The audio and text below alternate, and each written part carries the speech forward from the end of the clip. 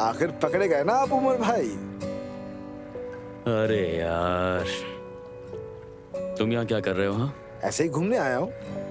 कैसे पता चला मैं यहाँ पर हूँ? यार मैं आपकी उदासी के लेवल्स के हिसाब से आपके सारे ठिकाने जानता हूँ। अच्छी तरह जानता हूँ तुम्हें।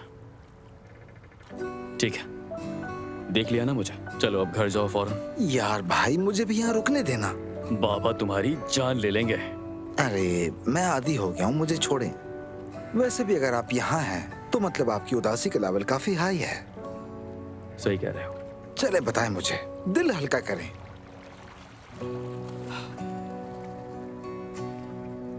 उफ। आज मैं आयजा से मिला था और